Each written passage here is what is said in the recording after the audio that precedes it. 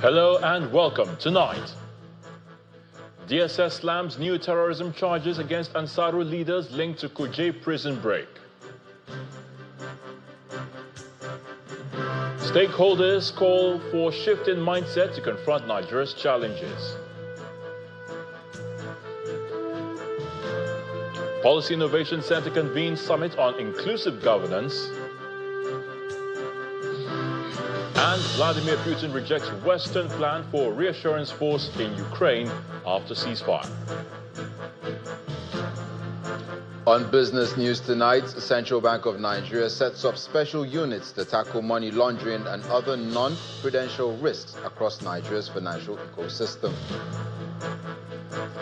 On sports news tonight, Super Eagles brace for crucial 2026 World Cup qualifier against Rwanda in New York. And from the nation's capital, Governor Hyacinth Alia donates 380 million naira to families of fallen officers.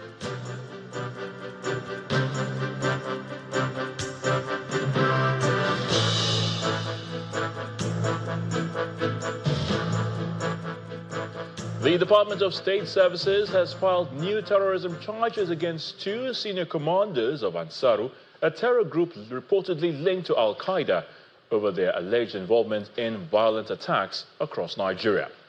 The suspects are Mahmoud Usman, also known as Abu Bara, Abbas or Mukhtar, described as the Emir of Ansaru, and his deputy Mahmoud al-Nigeri, also called Malam Mahmouda.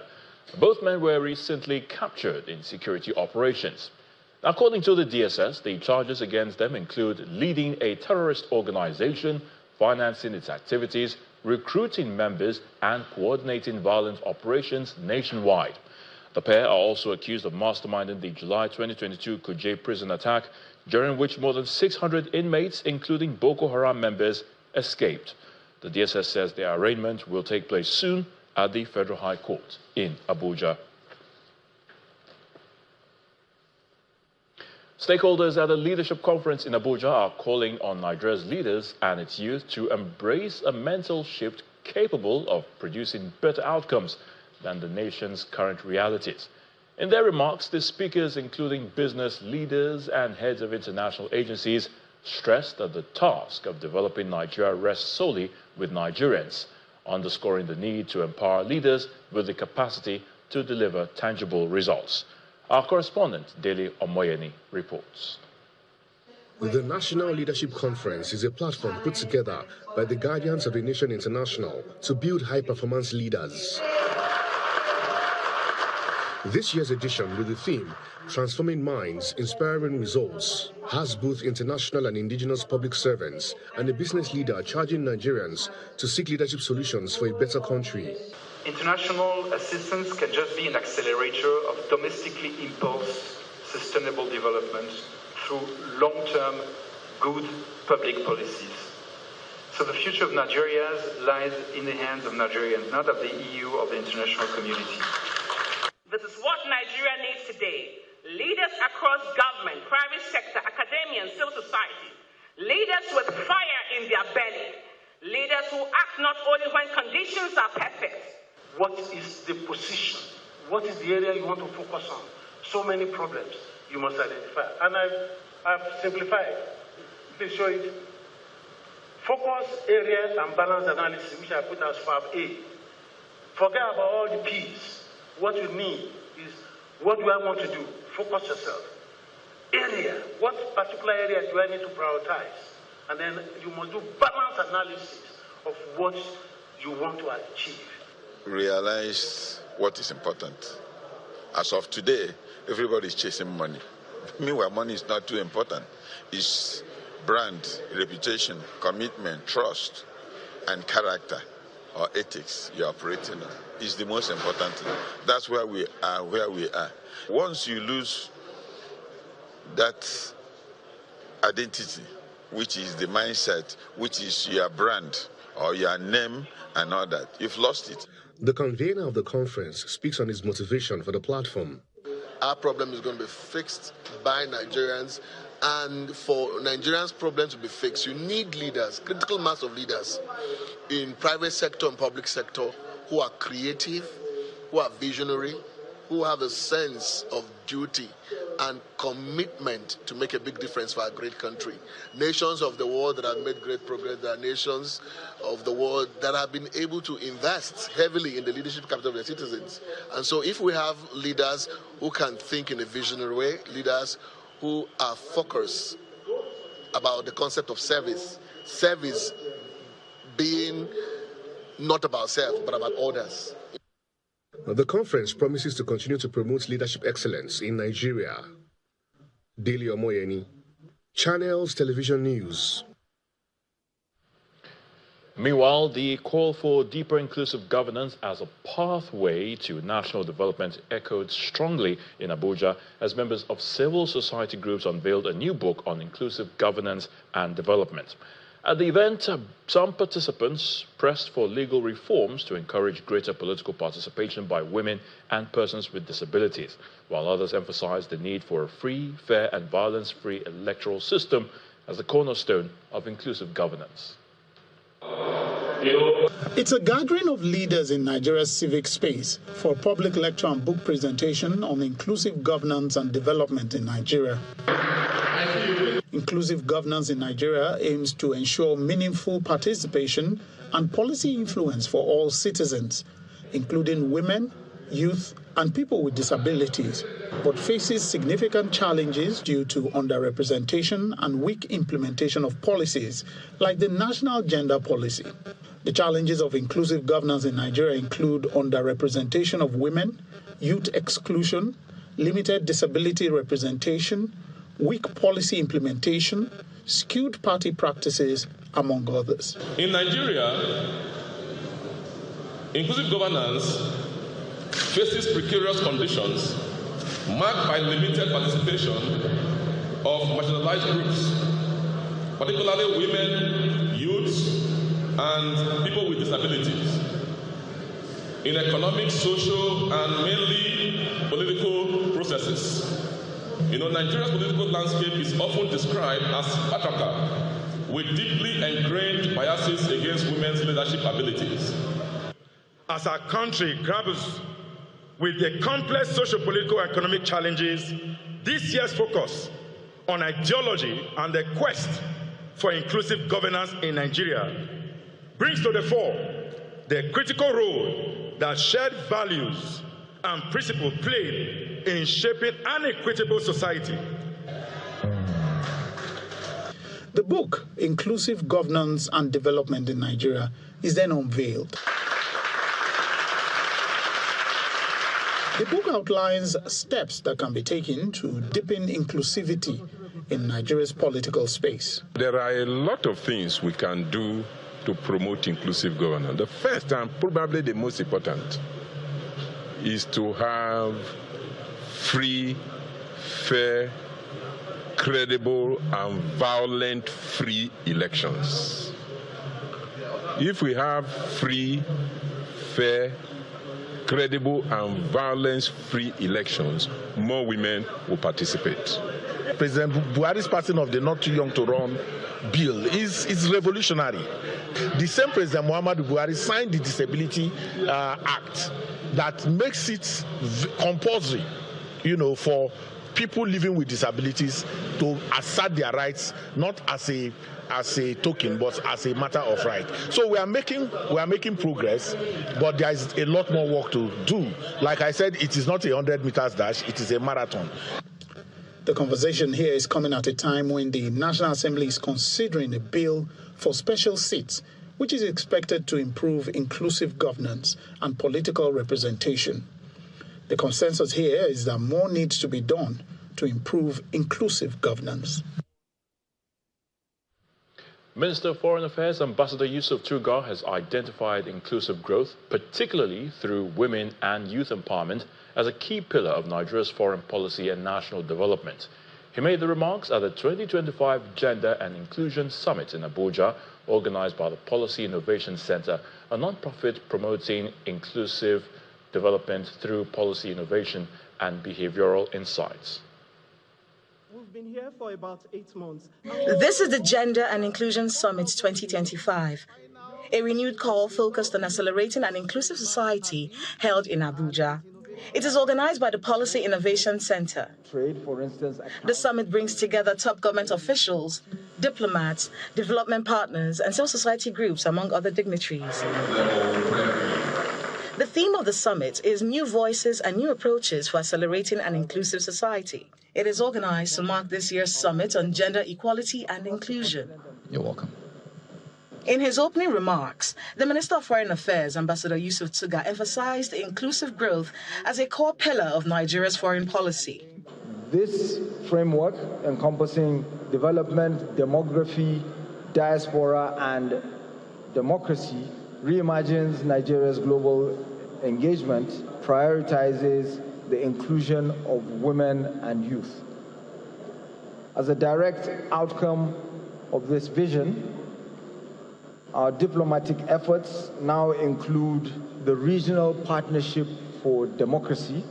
The issues raised by the minister dominated the conversation during the plenary session, which was moderated by the Executive Director of the Policy Innovation Center, Dr. Osasuyi Dirisu. Just based on what he's talked about, and free trade was still at the center, you're not building prosperity for prosperity's sake. It's really to ensure that you can leverage economic diplomacy within continents and across continents. Some of the recommendations raised include empowering youth and economic challenges and promoting safe and inclusive urban mobility. Mexican private sector never accepted to increase the minimum wage because they say that will create inflation. In 8 years, minimum wage has been increased 110% without harmful the economy, without creating a problem in the inflation. If we want women to participate and women to be involved, we have to be intentional and deliberate about creating the space for them to be able to do so. And we have a lot to learn from Ghana's gender procurement model in so doing. Philanthropy is extremely necessary to catalyze ecosystems, make different players come to the fore, and most importantly, to invest in policy development. The consensus here is that gender equality is not only about women's participation in governance, as experts believe that such efforts will be beneficial to the society in general. Gender norms for adolescents.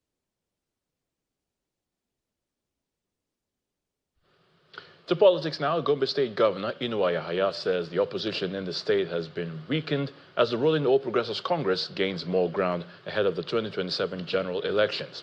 He made the remarks at the government house while receiving some bigwigs of the People's Democratic Party who defected to the APC. Governor Inuwa Yahaya of Gombe State and chairman of the Northern Governors Forum receives an audience a high-level delegation from Southern Gombe State, which includes a former deputy governor, senator, business magnates, elder statesmen, local government chairpersons, and other top politicians from Southern Gombe. Your Excellency, me and my senior brothers, we are now carriers of APC, and we come here to show you, to bless it, to receive us, and bless these cards. A visibly later Governor Yahaya believes that the defection marks the end of opposition politics in Gombe State and a major win for the All Progressives Congress at the state and national levels. By this act alone, it means APC has gained strength, and inshallah, we will consolidate on our holding and our position and still aspire to achieve more. For Mr. Jerry Damara, his defection into the APC is inspired by the good works of Governor Inuwa Yahaya and President Bola Tinubu, saying his defection is in the overall interest of Southern Gombe. Other top political heavyweights from Gombe South applaud the defection.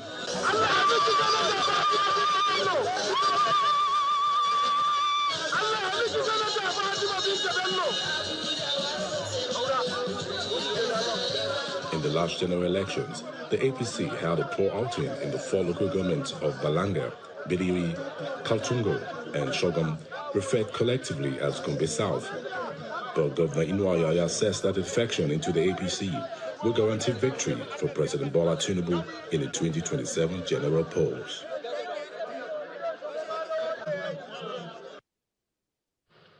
In part two, after the break, Governor Hyacinth Alia of Benue State donates 380 million naira to families of fallen officers. Please stay with us.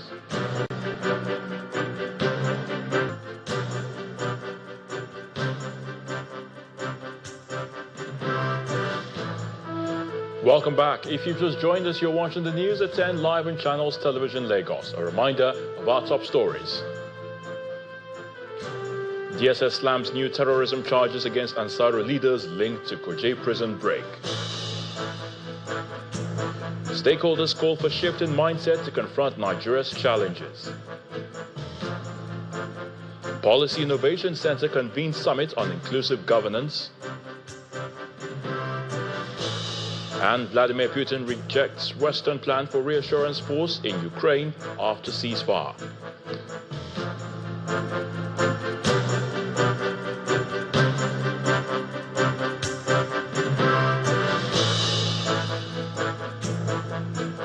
Members of the People's Democratic Party in the North Central region have rejected the zoning of the party's 2027 presidential ticket to the south, describing the decision as unfair to their zone.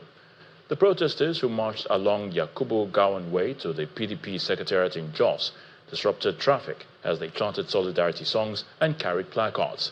Addressing the crowd, the leader of the North Central support groups for Alawipo Hashim is calling on the PDP leadership to reconsider its zoning decision in the spirit of fairness.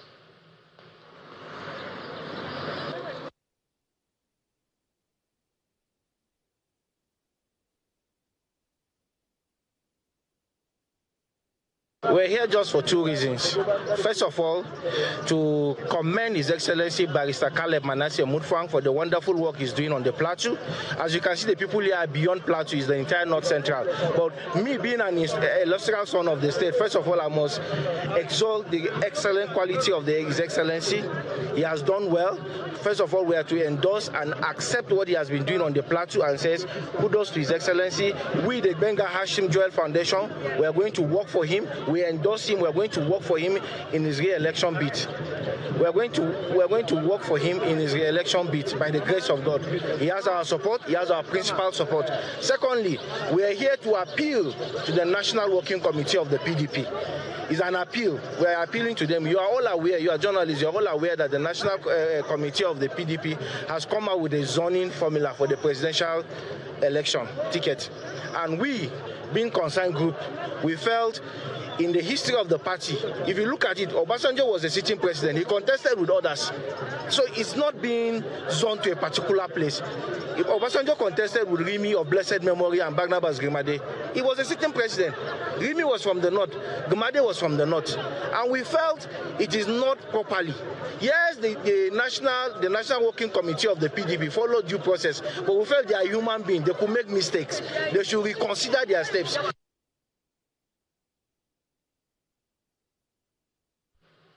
So let's head to the nation's capital now, and of course, Millicent Walker is standing by to give us the latest from our Abuja studios. Over to you, Millicent. Many thanks, Ayotunde. Well, we're in Benue State, where the government has enrolled 76 families of security personnel killed in counterinsurgency operations against armed herders and militias into its protocol list, granting scholarships to their children and disbursing 380 million naira in cash support. Now, at a presentation ceremony in Makurdi, Governor Hyacinth Alia announced 5 million naira for each family and directed the Education Commissioner to work with security agencies on scholarship awards and approved business support packages for widows of the fallen officers. From Guma to Gwe West local government areas, Agatu to Apa local government areas, many servicemen from the military, police and other paramilitary have suffered casualties.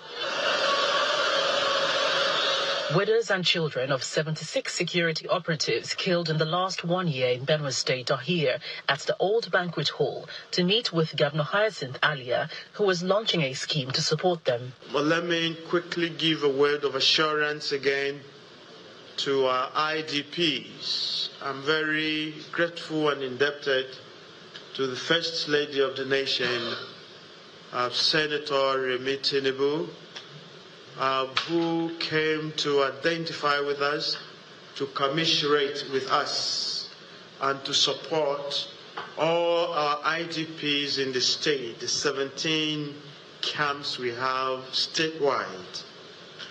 It was a huge support she gave on behalf of the Renewed Hope Initiative. The governor cautions the effect of their bereavement as he makes a donation of 380 million naira to the families of the fallen security personnel.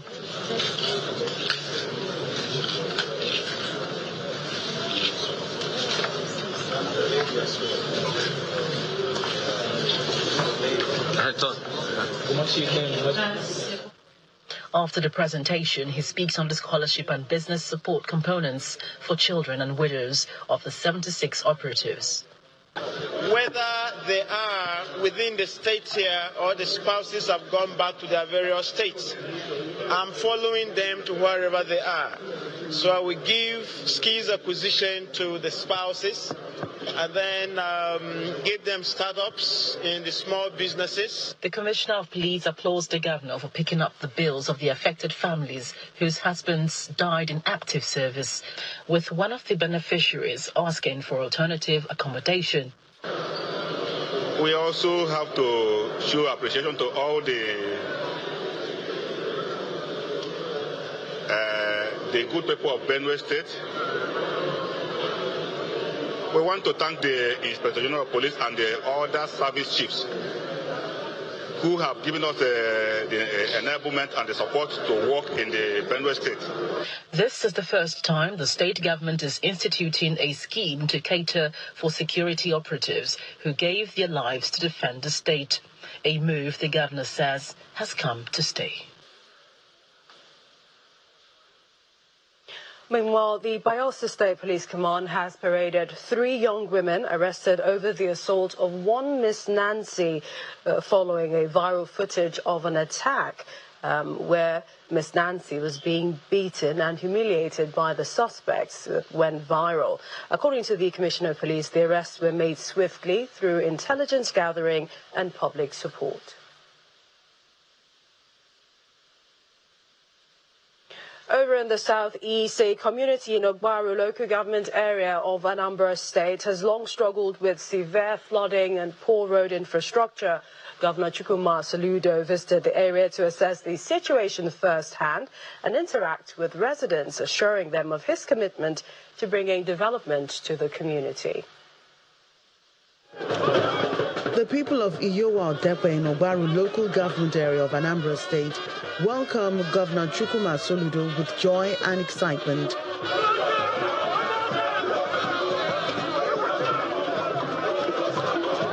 Despite the presence of high-rise buildings, the community struggles with poor road networks. The people hope that the visit will finally bring solutions to their long-standing flood and road problems as they join him to walk through potholes and muddy water. They share their challenges with him.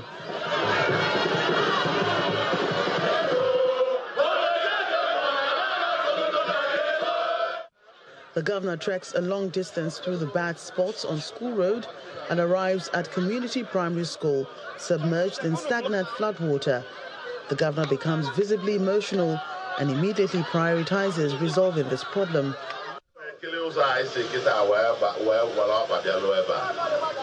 I was looking at the road I trekked from to this place.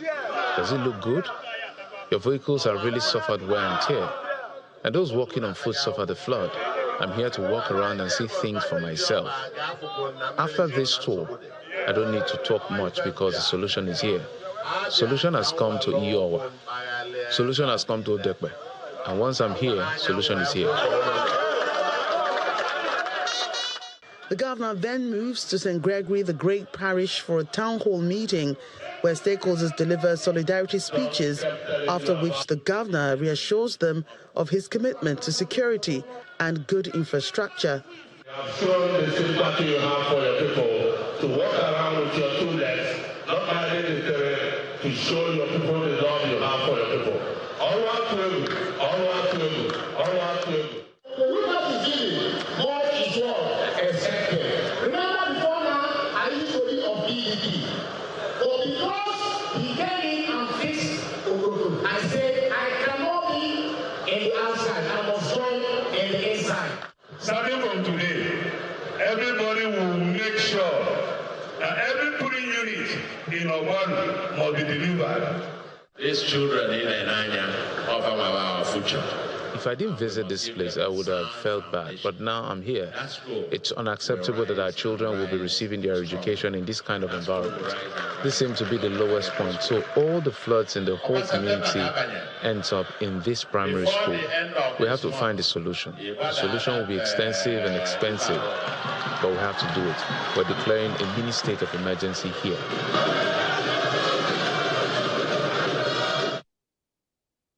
The people heave a sigh of relief, confident that they now have real solutions to the problems in their community.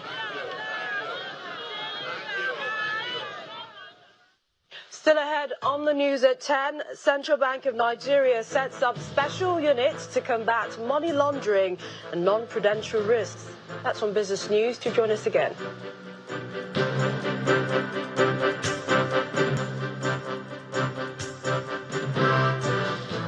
Welcome back. The federal government of Nigeria is set to implement a 5% tax on petrol as part of the new tax reform law signed earlier this year by President Bola Tinubu. Although a commencement date is yet to be announced, news making the rounds, however, suggests that the implementation may happen in January of 2025. Our energy correspondent, Ulu Phillips, tells us more. Well, yes, you should, because something new and extractive is about to hit your wallets, meaning your disposable income might be taking up a new item on the growing bouquet of expenditure.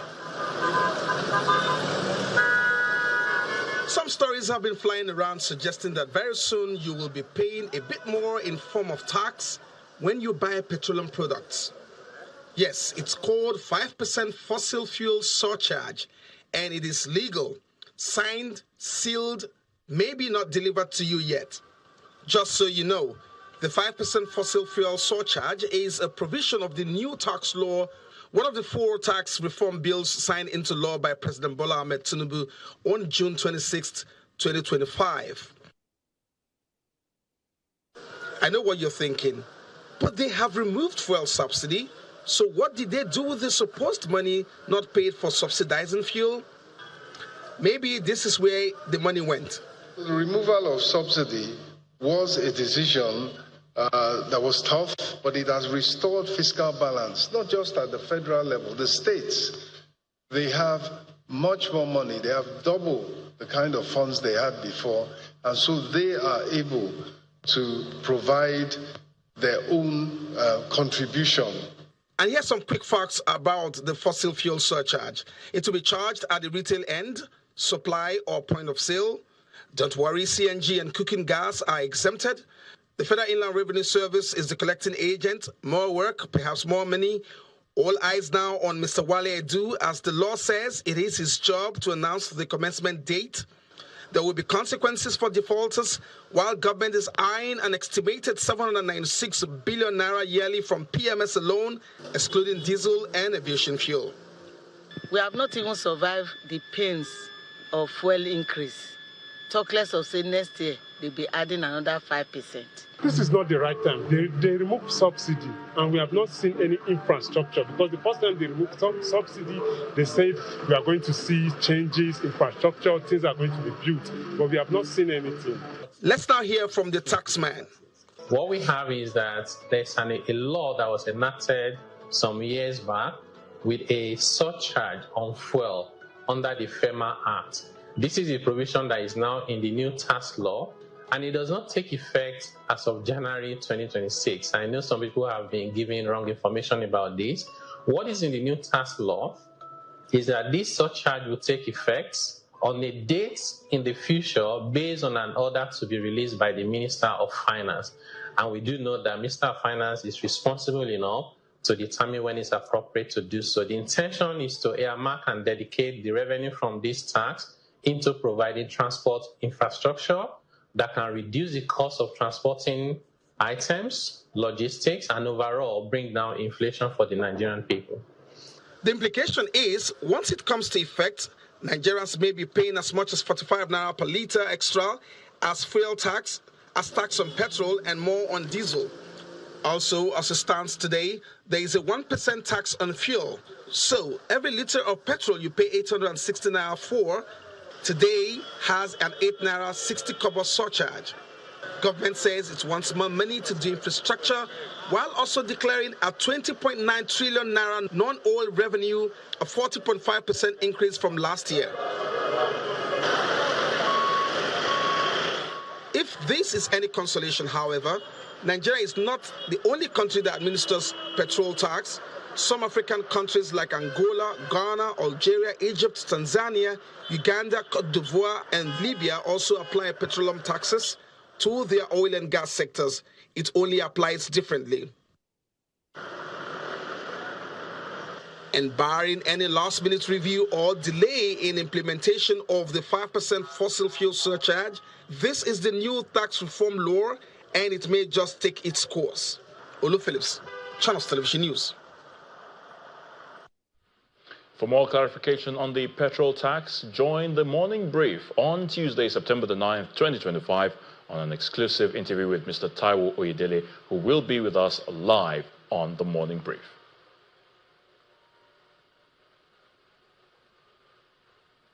Meristem Trustees, a leading firm in asset management, stockbroking and financial advisory, has unveiled a new product called the Meristem Special Needs Trust. According to the company, the initiative is designed to help families establish proper structures and support systems for loved ones with special needs, regardless of age. The launch of the Special Needs Trust by Meristem Trustees now affords families the opportunity to build a stable future for loved ones with special needs. The Special Needs Trust is not just speaking to children or minors with disabilities or anything. It's also speaking to just anyone who is vulnerable, aged parents who can no longer take care of themselves. After the managing director's welcome address, the event goes into a panel session where experts speak to some of the issues around providing care for those with special needs. I've seen many marriages, that have broken because of the news or the arrival of a child with special needs. So, number one thing is the emotional support for the parent, especially the father, then the mother. Until we then can provide support that allows parents to get diagnosis early so that they understand what they're dealing with, that will reduce, because not knowing is the worst thing in this world. Discussions at the launch of this unique financial product brings to the front burner the need for society to take issues surrounding the protection of people with special needs seriously. I have my savings that it goes out of my account straight away. It's not significant enough for me to look for it, but it is significant enough to build up over time. Just small incremental things can make a big difference. The company says it's poised to ensure members of the society who fall under this category get all the needed protection through the Meristem Special Needs Trust. For those who set it up, to have that peace of mind that when they are no more, or if any sudden situation arises, if any incapacitation arises, this loved one's lifestyle can continue without any interruption. So that was really why we birthed this product. Yeah. Meristem Trustees, a subsidiary of Meristem Securities Limited, is launching this product and calling on its clients and the general public to take advantage of the new innovation, which is designed to help families overcome challenges associated with caring for their loved with special needs. Dominic Iwu is right here to give us the latest in the world of business.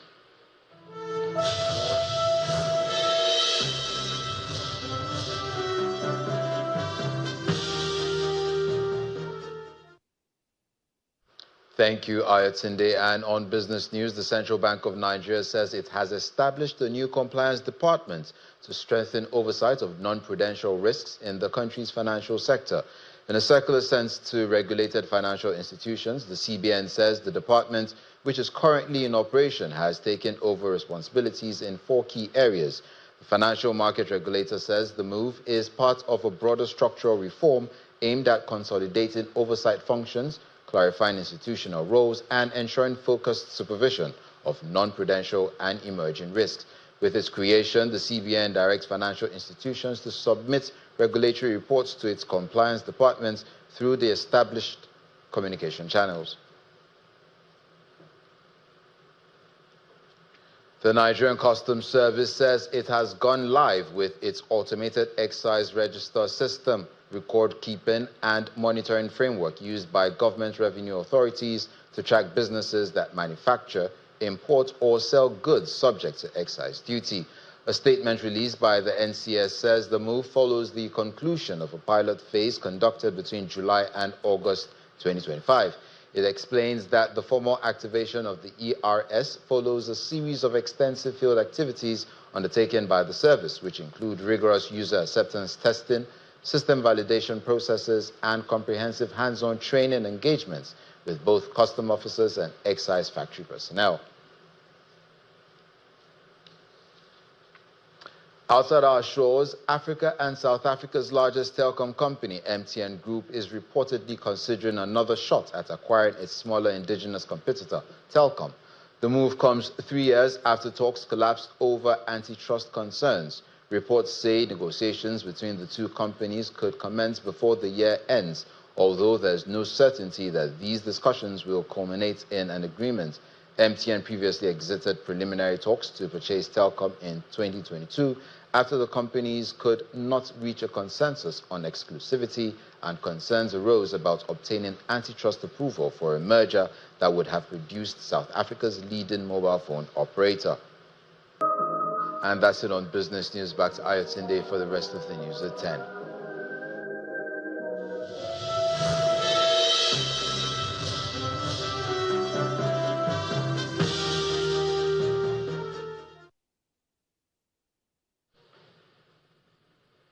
Still to come on the news at 10, Vladimir Putin rejects Western proposal for reassurance force in Ukraine after a ceasefire.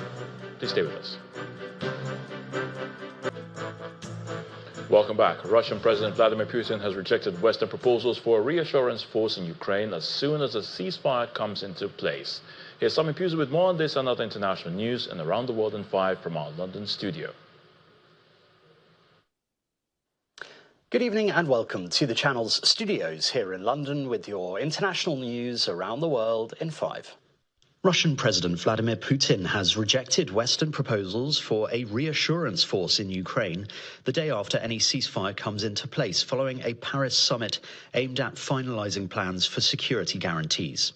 French President Emmanuel Macron said 26 of Ukraine's allies had formally committed to deploying troops by land, sea or air to help provide security the moment fighting was brought to a halt. He did not detail any of the countries involved. Mr. Putin sought to quash the allies' initiative with a warning that any troops deployed to Ukraine would be legitimate targets. As far as we can understand, they're speaking about ensuring security guarantees for Ukraine by deploying European forces, European regiments in Ukraine. Thus, they're returning back to the main reason of the conflict. The main reason of the conflict was the attempt of NATO to infiltrate into Ukraine, thus endangering our country. So we consider it a danger for us, presence of international forces or any foreign forces or NATO country forces on the soil of Ukraine next to our borders. So in our understanding, it will not help us get closer to the solution of the Ukrainian conflict. I was here as a senator just a few years ago, and now I've returned for the first time as Secretary of State. We had a very productive meeting, and we have a lot to work on together. Obviously, the issue of security came up. Secretary of State Marco Rubio has said the U.S. will blow up foreign crime groups if needed, possibly in collaboration with other countries. He also announced the U.S. will designate 2 of Ecuador's largest criminal gangs, Los Lobos and Los Choneros, as foreign terrorist organizations. The comments come days after U.S. forces carried out a strike on a boat in the Caribbean Sea. The White House says it killed 11 drug traffickers, though it did not release their identities. At least 15 people have died in a new outbreak of the Ebola virus in the Democratic Republic of Congo. The presence of the virus had been confirmed in a 34-year-old pregnant woman who was admitted to hospital last month after showing symptoms, who died a few hours later from multiple organ failure. This will be the 16th outbreak of the deadly virus in the Central African state and is suffering a conflict in the east. Aid workers on donkeys have delivered the first humanitarian supplies to survivors of a landslide that reportedly killed hundreds of people in a remote mountain village in Sudan's western Darfur region. Heavy rains and flash floods that hit Tarasin village, triggering the disaster on Sunday, have continued, meaning donkeys are the only way to reach the affected families. It remains unclear how many people died. Thailand's parliament has chosen business tycoon Anutin Charnvirakul as the country's prime minister, the third in 2 years after yet another leader was removed from office. Paitongtarn Shinawatra, who belongs to Thailand's most powerful political dynasty, was removed by the Constitutional Court last week for ethical violations over her handling of the border dispute with Cambodia. Anutin's Bomjaitai party broke from the coalition led by the Shinawatras and secured enough support in Parliament to win the premiership. But the uncertainty may not be over for Thailand, which has seen multiple administrations deposed by court interventions and military coups in the recent past. The oldest member of the British royal family, Catherine, the Duchess of Kent, has died at the age of 92. Buckingham Palace said she passed away peacefully at Kensington Palace, surrounded by her family. In a statement, they said her family will remember fondly her lifelong devotion to all the organisations she was associated with, her passion for music, and her empathy for young people. And it's been revealed that David Bowie's secret final project was a musical set in 18th century London. Notes found locked in his study revealed plans for a show called The Spectator. He was inspired by the contrast between the era's vibrant society and notorious crime. Had it been completed, the musical would have realised one of Bowie's lifelong ambitions. Fans can view the original Notes when the Bowie Centre opens in London's V&A East on the 13th of September. And that's your international news around the world in 5. Now back to the channel's studios in Lagos.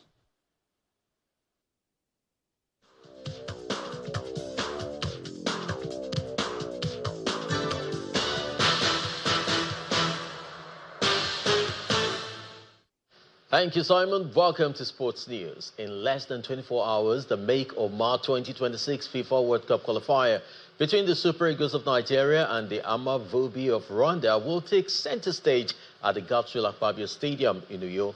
Despite facing a tough task of not missing out on back-to-back World Cup appearances, coach Eric Schell wants his team to take tomorrow's game to bounce back to contention before they head to Bloemfontein for South Africa's clash. And the World Football Governing Body, FIFA, has appointed Gabonese official Pierre Ghislain Acho as referee for next Tuesday's 2026 FIFA World Cup qualifying match between Nigeria and South Africa in Bloemfontein. The match day 8 encounter in the African qualification series will hold at the Toyota Stadium. Acho's compatriot Boris Ditsoga and Amos Ndang will serve as assistant referees in the crucial time. And Bafana of South Africa maintain a commanding lead in Group C of the FIFA World Cup qualifying series with a 3-0 thrashing of Lesotho earlier today, has extended their lead to 16 points from 7 games. Mohau Nkota, Lil Foster and Austrian Polis handed the visitors all 3 points to stay in strong position to pick a ticket to the 2026 World Cup. Benin Republic edged Zimbabwe by a lone goal. The result takes Benin to second in the group with 11 points from 7 games. And Women's Super League newcomer London City Lionesses have completed the signing of PSG Grace Guerriero for one of the largest transfer fees in the history of women's football. There are reports the deal was worth £1.43 million, which would represent a new record for a female footballer, surpassing the £1.1 million paid by Orlando Pride for Mexico winger Lisbeth Oval last month. Guerriero has scored 23 goals in 103 appearances for France. And that sports is back to you, Ayo.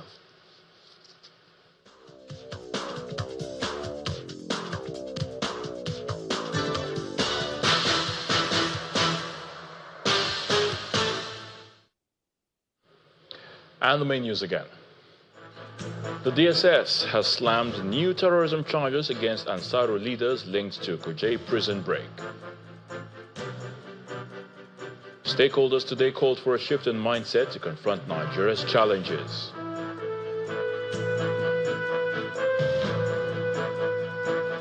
And that's the news at 10 tonight. Thank you so much for watching. I'm Ayo Tunde Balogun. Do have a good night.